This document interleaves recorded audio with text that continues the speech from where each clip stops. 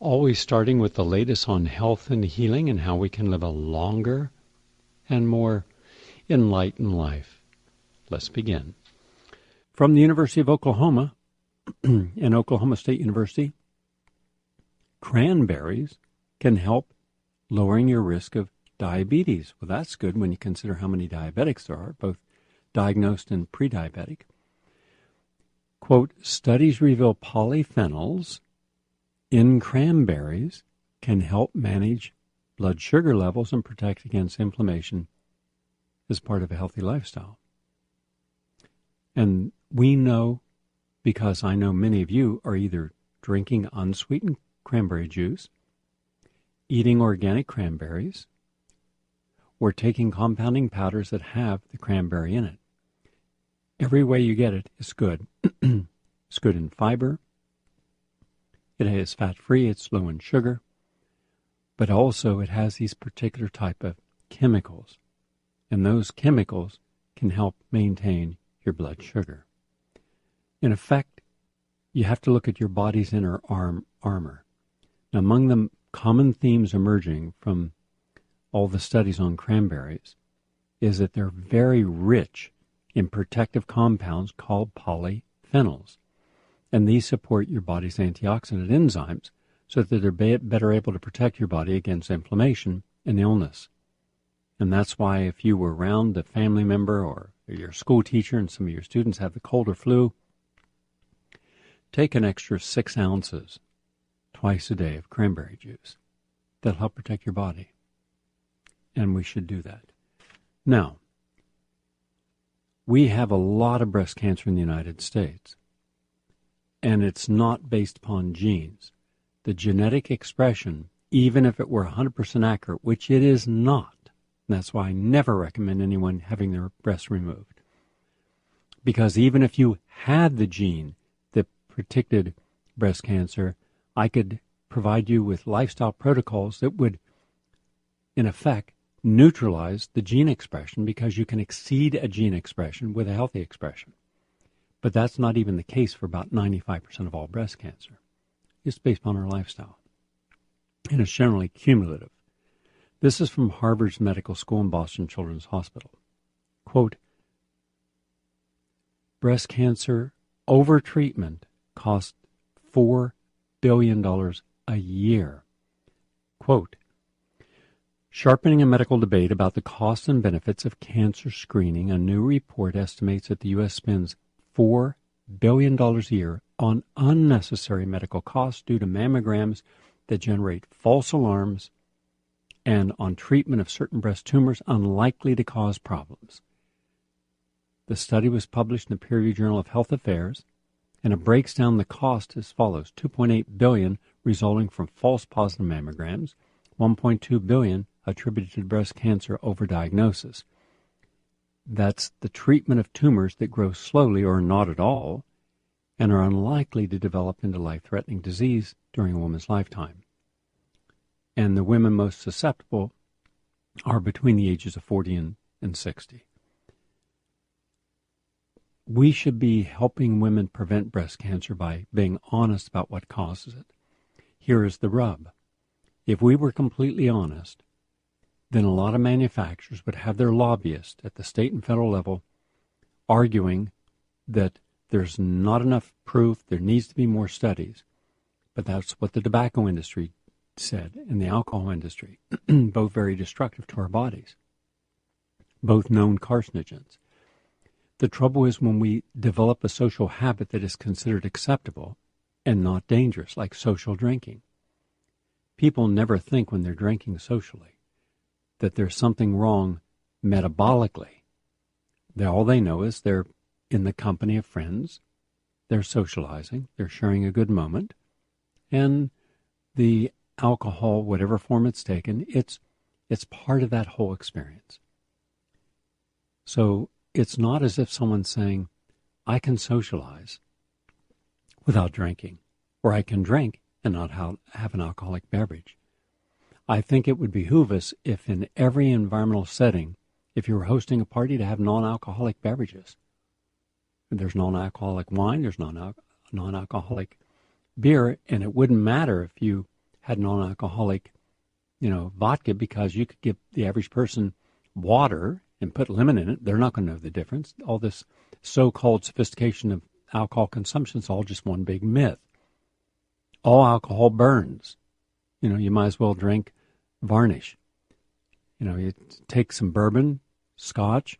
No, it's not nice tasting. Tastes terrible. But people think that there's something that's special by drinking it. It isn't. It's just an attack upon the body's mucous membranes. And the first attack is in the mouth, on the tongue, then in the esophagus, and then in the stomach, intestines. Alcohol doesn't dissipate. It's going to burn all the cells wherever it comes in contact in your body. So that contributes to breast cancer. So we're just spending a lot of money. I don't believe women should get mammographies. I think the science is overwhelming, and I had in-depth conversations. In fact, worked on a paper with America, if not the world's leading authority on the dangers of mammograms. And he's both an MD, PhD, and he's authored many papers on this. And as the gentleman said, there's no reason for mammograms. You could use a thermogram that does not emit any radiation. Instead, it measures heat differentiation in the tissue, and tumors are always hotter. They produce a measurable heat, and they produce that heat prior to you being able to diagnose it. You can't palpate it. You can't see with a biopsy, yet the body's own internal registry is saying this tissue is too hot. That's where the advantage of thermograms come in. So anyhow, we're spending an awful lot of money, and that means someone's making an awful lot of money for tests that are not conducive to the woman's well-being. So this was done up at Harvard and Boston's College. So good for them. Now, also, dietary curcumin can boost the brain's DHA. This is a good news study from the University of California, published in Biophysia. And it talks about, quote, the combined supplementation of curcumin with DHA reduces the brain content of the DHA precursor N3-DPA, raising the question as to whether curcumin stimulates the synthesis of DHA. And what it means is that when you take curcumin, C-U-R-C-U-M-I-N, maybe 500 to 1,000 milligrams, you're helping the brain boost, and that can help with all forms of great brain chemistry. So that's good. And one more reason that people with dementia, Alzheimer's, memory loss should be considering that. Also, a brand new study through the National Institutes of Health and Welfare in Finland, quote, vitamin D, depression link seen in 5,000-person study, published in the British Journal of Nutrition. The study found that following a group of women, 30 to 79 years of age, over a period of time, they found that those who had the lowest concentrations of vitamin D had the highest amount of depression. So one of the things we now know, and this is the second study within a month, get your vitamin D levels up to a good level, and it can help mitigate the depression. And that's what we want to see. And finally, want to stay mentally sharp? Eat your greens. This is from Rush University Medical Center. It says, quote, leafy greens have long been known to be nutritional powerhouses. They are an excellent source of fiber, vitamins, minerals, and disease-fighting phytonutrients. But a new study revealed what might be the most exciting news yet. Adding leafy greens to your diet can protect you from cognitive decline. Researchers at Rush University Medical Center in Chicago tracked the diets and cognitive abilities of more than 950 older adults for 5 years. They found a significant decrease in the rate of cognitive decline for participants who consumed greater amounts of green leafy vegetables.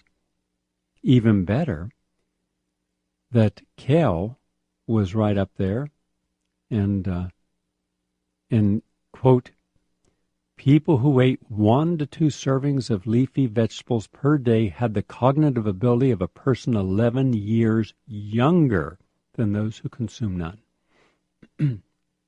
So it's not just the folate and vitamin K and lutein and beta-carotene that's in them.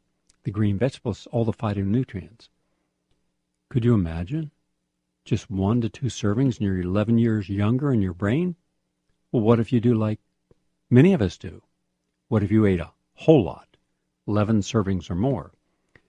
Because if you have vegetable juice, you're getting concentrated phytonutrients. One 16-ounce glass of green vegetable juice is equivalent to what most people would eat in the way of vegetables in a day. So what if you had a couple of vegetable juice? I know a lot of people have 2 or 3 vegetable juices. What if you put some compounding green powders in those juices? That means your brain would be, at the cognitive level, a teenager. So that's good. And eat your greens, drink your greens, combine them, however you want to get them in your system. It'll help you. There was one other study that I saw that was important. It dealt with how to protect your body against fluoride. And we now know that blackberry juice counters the oxidative damage of fluoride, also repairs the effects of fluoride liver toxicity, having blackberry juice twice a day. And holy basil also is important. Quercetin protects your heart against fluoride oxidative stress, and selenium and zinc protect your kidney damage. Just came to my mind because someone had asked me about how bad is fluoride, and I said, well, I wrote the definitive article on fluoride. It's called The Fluoride Fiasco, and we update it about every 3 months for the last 20 years. So read it online.